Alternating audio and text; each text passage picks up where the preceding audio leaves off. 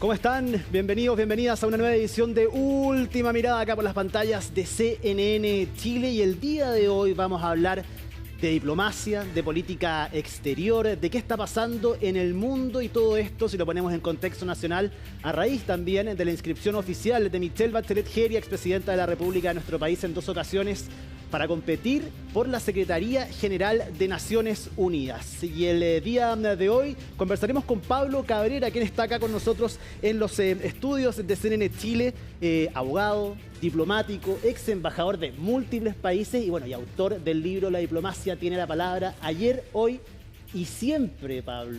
¿Cómo estás? Muy buenas noches. Buenas noches, Ivo. Encantado de estar aquí de nuevo. Pablo, partamos conversando de tu libro. ¿Qué significa que tenga la palabra, la diplomacia, en estos tiempos actuales que corren en el mundo? En un mundo tan desordenado, tan desafiado, donde las reglas están siendo olvidadas en algunos casos, donde se habla de un nuevo orden internacional, pero no se sabe bien hacia dónde concurre ese nuevo orden, con la irrupción de la tecnología, con muchas guerras. Creo que verdaderamente era importante hacer una reflexión sobre el valor de la diplomacia, dado que la paz es el bien más preciado y el más difícil de alcanzar y el más utilizado en todos los discursos, en la retórica. Sí. Entonces creía que era a partir de la crisis institucional mundial que existe, creo que era importante hacer una reflexión en un contexto del nuevo mapa geopolítico que se ha ido diseñando y que hoy día ya parece una realidad. Y en este libro, y según tu experiencia también, ¿cuál es el valor que le das a la diplomacia chilena? Partamos por ahí, después nos metemos en el mundo en estos momentos. ¿Cuánto valor tiene la diplomacia en nuestro país hoy en día? No sé cuánto es apreciada. Yo creo que cuando el mundo está tan desordenado y hay tanto cambio, la pregunta inmediata que surge es, ¿existe la diplomacia? Como a algunos les gusta señalar que la diplomacia fracasó, que no, dando que hay tanta controversia y tanta discusión, ¿no? Pero la diplomacia tiene un valor intrínseco y en Chile, la historia de Chile y el patrimonio de Chile se ha construido mucho con la contribución de la diplomacia. La diplomacia ha tenido un rol importante. Lo que pasa es que el perfil, la impronta, el carisma de la diplomacia no es rígido, entonces ha tenido que irse adaptando o tiene que adaptarse frente a nuevas circunstancias y a veces unas circunstancias que eran impensadas hace muy poquito tiempo atrás, como es el cambio tecnológico, la irrupción de la tecnología, de la inteligencia artificial, que cambia un poco el rol intermediario de las instituciones, incluida la diplomacia. Entonces, creo que combinar a los actores que gestionan la diplomacia con los intereses de los estados y con lo que son los temas centrales de la agenda, que ha ido también engrosándose y ha ido densificándose. Hoy día los temas de la salud pública, los temas de la autonomía, los temas de la contaminación, el terrorismo, el narcotráfico, el crimen organizado, son temas que antes no estaban en el radar de la diplomacia, pero hoy día su solución no puede hacerse solo, no existen los llaneros solitarios para poder enfrentar estos temas. Se necesita la cooperación internacional y eso también está muy puesto a prueba. Tú dices la diplomacia en sí misma es un valor intrínseco, pero si lo analizamos por región y vemos el contexto geopolítico actual, pareciera ser que la interpretación de diplomacia es distinta, por ejemplo, para Chile, para Brasil, para Estados Unidos, para Rusia, para China. Bueno, eso siempre ha sido así. Han habido cómo se entienda la diplomacia, ¿no es cierto? A veces es un instrumento la diplomacia, a veces se confunde con la política exterior de los estados y no es un elemento de la política exterior, el más importante quizás. Pero la diplomacia se entiende a veces como una profesión, a veces como una actividad, a veces como un oficio y otras veces se entiende también como una glamour, una situación donde se distingue a las personas que han contribuido en algún hecho importante o en la política o en las artes y se les dice tú vas a ser diplomático y vas a cumplir las funciones. Y eso puede ser válido y ha sido válido, pero creo que en el mundo de hoy, en un mundo muy desafiante, donde hay mucha controversia, donde el fin de la historia no fue real, fue una utopía, Sí. donde volvió más bien la historia con mayores bríos y todavía estamos anclados en el tema de la soberanía de los estados, cuando pensábamos ya que las políticas públicas, incluida la política exterior, era una política ciudadana, que el centro estaba en la persona humana, cosa que el derecho a proteger, una cantidad de situaciones, hoy día, por diferentes razones, las cuales he enumerado varias, ha cambiado. Entonces también es un desafío para la diplomacia y para los países. Y cada país ojalá se aproximara de la misma manera, con el objeto de buscar un sentido de comunidad para poder salir de este atolladero que hay, de este desorden que existe, donde no había la luz del final del túnel en lo que es el nuevo sistema internacional, que es muy dinámico, hay que mezclar historia con dinamismo de la globalización, hace muy difícil encontrar el punto con el objeto de un mínimo común para ir creando las nuevas condiciones y no llegar a un punto de no retorno que significaría volver a la ley de la selva. Cuando este punto común es difuso y se le da distintas interpretaciones a la diplomacia, me imagino que muchas veces se puede mal utilizar el concepto o justificar ciertas acciones con el nombre de diplomacia. O con el calificativo, diría yo. Sí, con el calificativo. Es con lo mismo que se ha hecho con la democracia, ¿no? Porque la democracia también tiene un valor por sí mismo. Entonces, la gente cuando va acomodando, o las situaciones se van acomodando, le van poniendo calificativos. Democracia autoritaria, o diplomacia parlamentaria, diplomacia militar. Y que siempre suena bien. Diplomacia, uno dice, Claro, ya, algo claro. bueno debe tener esto. Pero yo creo que son dos conceptos que es lo mismo que defensa, ¿no? Las 3D, defensa, diplomacia, democracia, el derecho. No, el derecho puede tener calificativo porque puede ser más especial, pero los otros yo creo que no merecen calificativo, ¿no? La diplomacia como tal, la democracia como tal.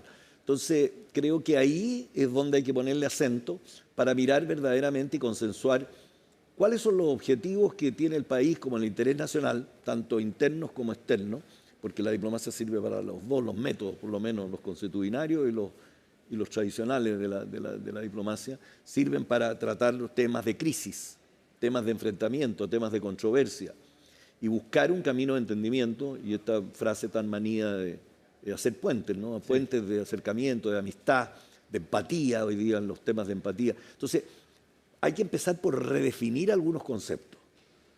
¿Y por qué? Porque la paz es un concepto que ya sabemos lo que es, pero a algunos existe la paz justa, la paz injusta, la paz perpetua, etc. Entonces, ahí es donde vale la reflexión profunda, la definición y el concepto de la palabra de la utilización del el concepto y la palabra son muy centrales, porque uno puede leer diferentes cosas. Hoy día sí es difícil hacer una diferencia entre la percepción y la realidad. Imagínate en lo que es la palabra, el sentido de la palabra. Por eso, diplomático, yo siempre recomiendo que se ajuste bien a los diccionarios de la Real Academia con el objeto que le den el sentido a la palabra y no le digan después, usted dijo lo que dijo. No, es que yo quise decir eso, pero no lo dije. Entonces, yo creo que por eso siempre he dicho, por lo menos frente a estas preguntas, es que si fuera por declaraciones o por interpretaciones, estaríamos en guerra siempre. Sí. Entonces creo que se merece una reflexión profunda y el mundo lo reclama porque hay muchos desafíos, son desafíos de diferentes tipos que involucran a las personas, involucran a los estados, involucran a todos los seres vivos hoy día. Estamos viviendo como con el mundo de la biosfera también, o sea, hay políticas públicas que están que tienen que ver con el medio ambiente. Involucran varias... Que tienen muchas connotaciones o muchas variantes a las cuales se requiere especialización, a veces estudio, mirada estratégica, conocimiento de la historia y también un poco de reflexión en cuanto a lo que se persigue realmente. Pablo, entremos en el tema de la candidatura de Michelle Bachelet a Naciones Unidas. Partamos de lo más general. ¿Qué significa para Chile, para un país como Chile, tener una candidatura de esta envergadura y con una figura con el bagaje, con la fuerza que puede representar un nombre como Michelle Bachelet? Bueno, yo creo que para analizar eso es bueno también referirse al contexto primero.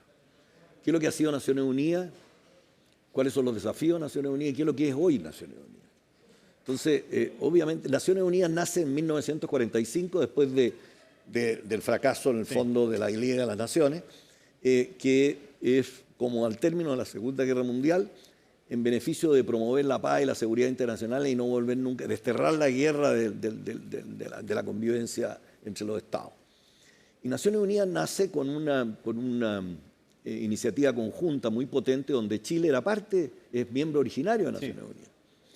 Y Naciones Unidas construyó un mundo de reglas que se fue aumentando y que fue teniendo también mayores desafíos. Al principio era, ¿no es cierto?, era dedicado a la soberanía de los estados, a los recursos y a la integración física y a los intereses entre las personas. Fueron aumentando los conflictos, los problemas, el mundo se fue desarrollando. Claro, vienen los temas de la guerra, la paz, la proliferación, la sofisticación de las armas, letales, no letales, las armas nucleares, lo que fue el holocausto nuclear, qué es lo que significó. Entonces después vienen los temas del medio ambiente, la salud, la salubridad del planeta y la salud de las personas, la contaminación. La desigualdad, etcétera. Entonces hay temas que son temas propios de la política contingente, podríamos decir, y también otros propios también de la filosofía política y de la filosofía de lo que es el sentido de la vida, ¿no? Desde el Homo sapiens al Homo technologicus, que es el que estamos viviendo hoy día. Y hay un camino, un recorrido tremendo donde Naciones Unidas ha jugado un papel importante en la construcción de estas reglas y estas reglas de convivencia, buscando la paz y la seguridad con el objeto de no volver a esto. Pero llegó la tecnología, una tecnología que no estaba, la digitalización cambió el tipo de comunicarse. Yo te pregunto, tú me respondes, inmediatamente sé, quiero participar, quiero estar en la toma de decisiones. En el fondo, la intermediación de las instituciones, incluida la diplomacia, se debilitó, ¿no es cierto? O sea, ya no se necesitaba tanta reflexión, tanta ayuda para comprender las situaciones, o algunos creen que la comprenden inmediatamente.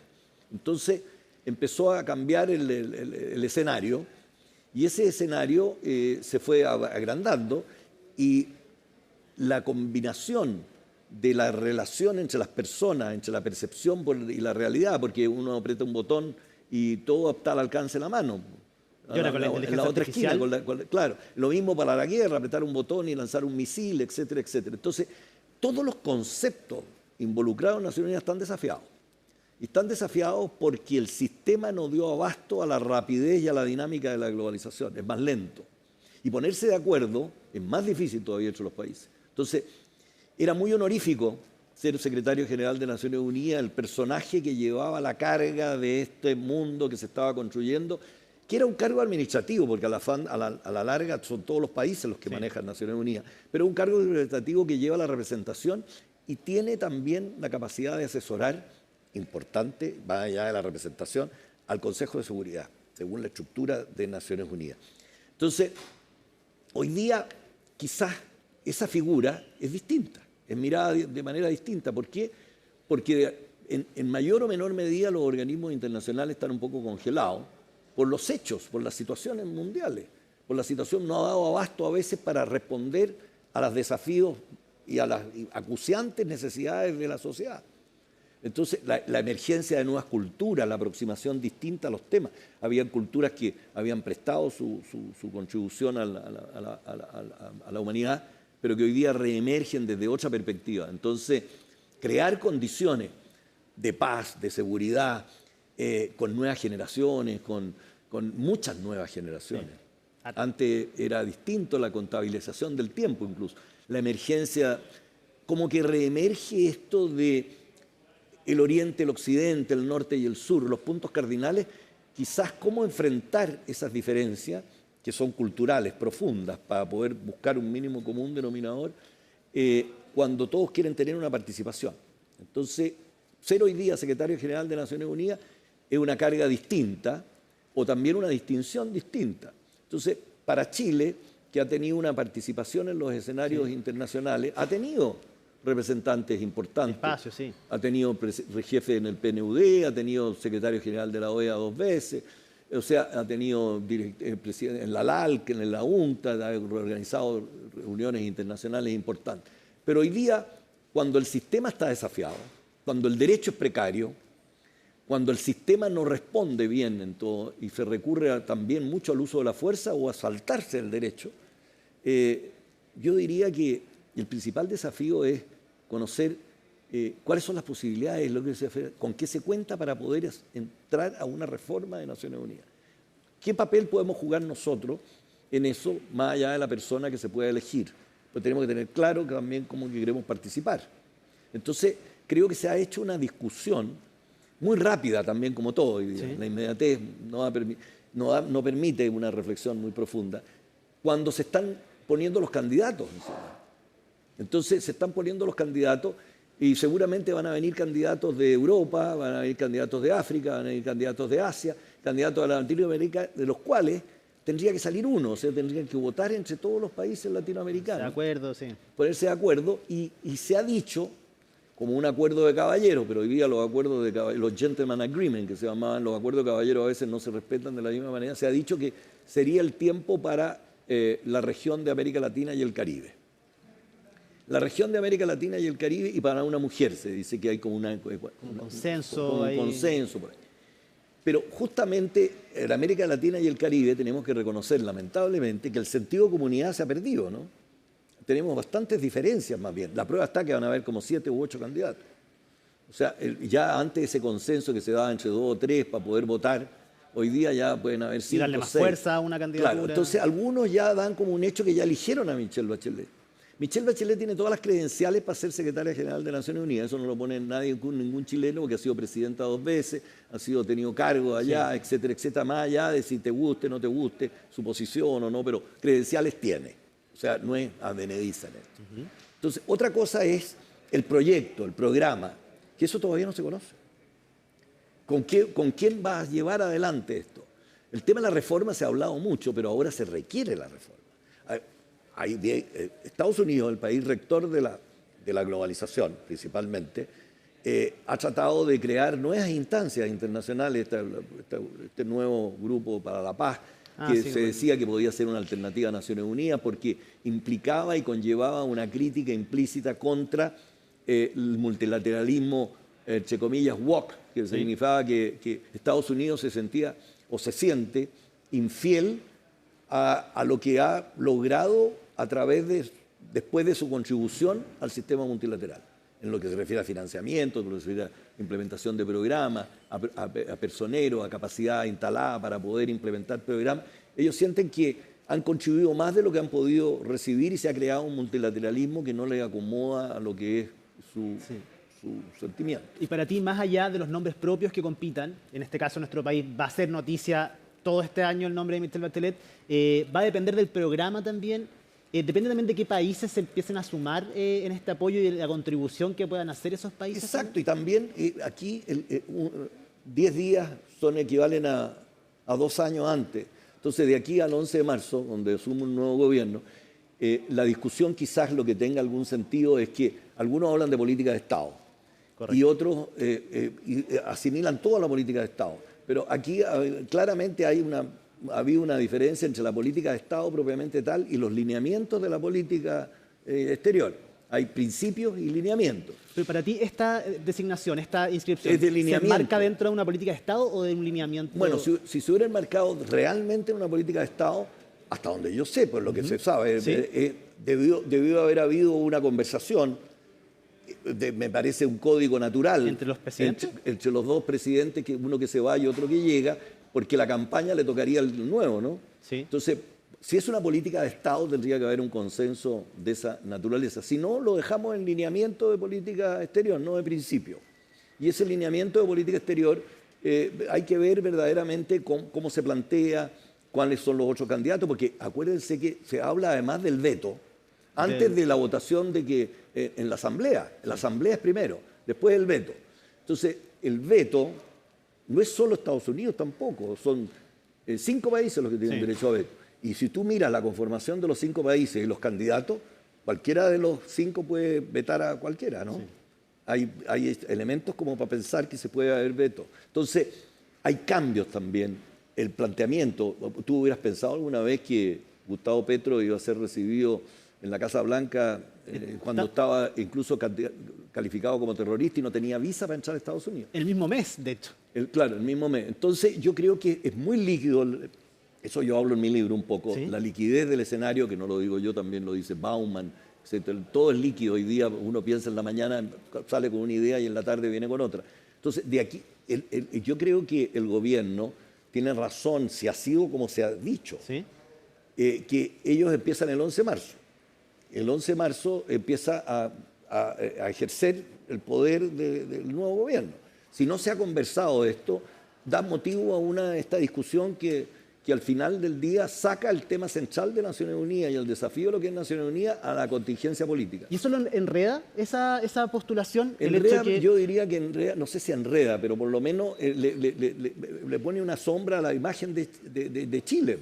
Porque yo creo que estar en una discusión, si frente a Naciones Unidas no tenemos ni siquiera un consenso para sentar a la misma persona. Quedamos mal, me imagino. Quedamos con... Bueno, por lo menos el prestigio objetivo, los prestigios se cuesta mucho lograrlo, ¿no? Y que se terminen en un tris. Sí. Entonces, y en ese sentido, ¿se hace muy difícil para el próximo gobierno, para José Antonio Kast, desistir de esta candidatura cuando ya se inscribe y con el apoyo de otros dos países? ¿Sería raro, sería extraño que él ahora dijera que no? Porque se ha dicho, lo han puesto contra la espada y la pared, lo amarraron, quedó presionado a seguir adelante con una candidatura en la que posiblemente quizás no crea. Bueno, de acuerdo a lo que yo justamente estaba diciendo, de cómo explico un poco lo que es la situación internacional hoy día, yo creo que la diplomacia, y no por evitar la respuesta, sí, la diplomacia tiene que, para ser eficaz, tiene que apartarse de la contingencia, más allá de las posiciones que tengan los diplomáticos. Pero yo sí creo que, dada la situación, no creo que esté presentada a los ojos, si es como se ha dicho. Insisto en eso, porque no conozco yo.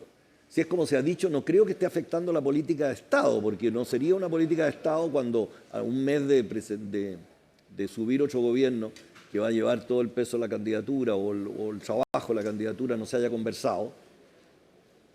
Es un lineamiento de política exterior de este gobierno que lo presenta, ¿no es cierto?, que va aparejado de dos países que son importantes en la región.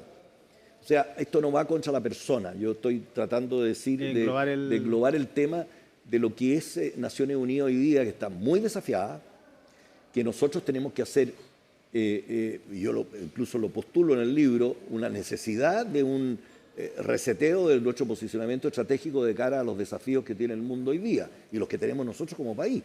Un país que por muchos años, en la Guerra Fría o en muchos años, nosotros estábamos ubicados en el confín del planeta y hoy día estamos en el centro del teatro de operaciones geopolítico más importante. Entonces tenemos otros desafíos. Sí. Pablo, te quiero preguntar también por, según tu experiencia y lo que has visto, ¿pudiste ver los discursos en los foros internacionales de José Antonio Kast? Sí. Ya, tuvo uno en Panamá, en este foro económico, sí, que llamó mucho la atención por el tono de la unidad, sin dejar de ser él y poner los temas que le interesa al próximo gobierno sobre la mesa y el análisis que tiene acerca de la situación nacional, pero también a nivel regional. Tenía un tono, pero en Bruselas utilizó otro tono, sí, y se ha abierto un debate acerca de la contradicción entre los dos discursos y qué deberíamos esperar quizás de la política exterior del próximo gobierno. ¿Cuál es tu yo no veo mucha contradicción porque, primero, por la personalidad de lo que fue José Antonio Kast como candidato y lo que hoy día como presidente electo. En Panamá él estaba en un foro político, económico, entre presidentes y que estaba el tema de la CAF, que era, ¿sí?, una suerte, algunos con alguna pretensión lo llamaron como el Davos latinoamericano, ¿no? Ahí hace un discurso como presidente electo tirando unas líneas de cómo ve la América Latina, etcétera, etcétera, desde esa perspectiva, ¿no? Pero allá en Bruselas era una reunión política, donde él había sido presidente de esta organización y que llegó a ser presidente de la República, de presidente electo. Entonces, ahí se debe frente a lo que es la organización.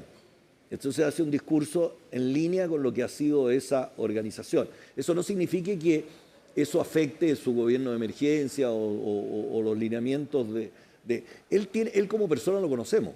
Sí. Entonces creo que ahí se mezclan dos cosas. Es como lo otro, que se mezcla lo administrativo con lo político contingente, en materia de procedimiento o la política misma. Eso es muy habitual hoy día donde hay tanta información, ¿no? Hoy día hay una toxicidad de información, es demasiada información. Y además hay un caos geoestratégico, estratégico en el mundo que hace que todo casi sea discutible, ¿no? Entonces veo que en Bruselas hay un discurso en la línea de lo que es esa organización, que existen otras organizaciones, han habido el Grupo Puebla, otros grupos existen en Europa, la Internacional Socialista, entonces vino acá un grupo, ¿se acuerdan de presidentes que tuvo algunos presidentes, 4 presidentes hace poco que estuvieron acá? Sí. Y salen del programa propiamente tal para hablar de la contingencia política, de sus intereses políticos como partido, la crisis de los partidos políticos, etc. En Europa, él fue a 2 países de la Unión Europea. Los 2 son países de la Unión Europea. En uno, según pude leer, no sabía, habló de seguridad, de geopolítica, un país que geográficamente está ubicado en un lugar importante, en un continente que están en guerra, ¿no? Sí. Es interesante oír esa posición, más allá de las características de la persona que rige los destinos de ese país, que dicho sea, estaban juntos en esa internacional, se conocían de antes, había estado antes. Esa es la interpretación mía. Y en Italia es un país que además de ser socio estratégico, acuérdense que la Unión Europea es socio estratégico de Chile, lo cual incluye Hungría, ¿no? Hungría y Italia. En lo que se refiere a Italia, él había declarado antes que tenía un referente con Giorgia Meloni en lo que se refiere al sentido de cuál es la aproximación que tuvo ella como candidata, después como ella frente a la Unión Europea, que podría ser quizá un buen referente de la aproximación que pueda tener frente a América Latina, ¿no?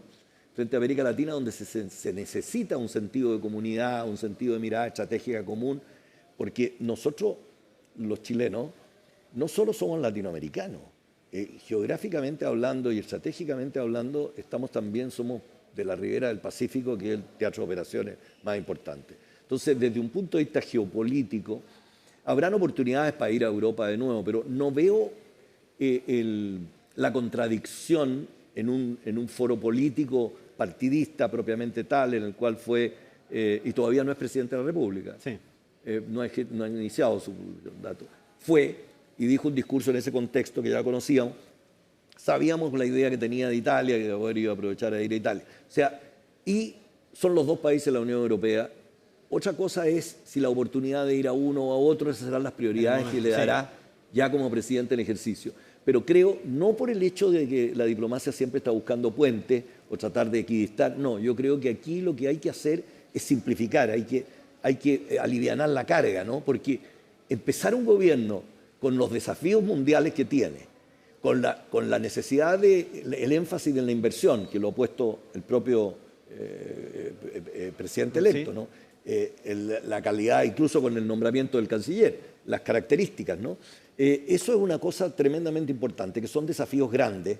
Después está todo el tema estratégico. Hoy día todos los riesgos y todos los desafíos son estratégicos. Antes eran parcializados. Hoy día es todo geopolítico, geoestratégico. Entonces, yo estoy seguro que va a tener asesores, va a tener gente también con mirada de experiencia histórica y también de vivencias en diferentes sectores del acontecer internacional, con el objeto de poder ir nutriendo en la línea, el hilo conductor de la política exterior del país.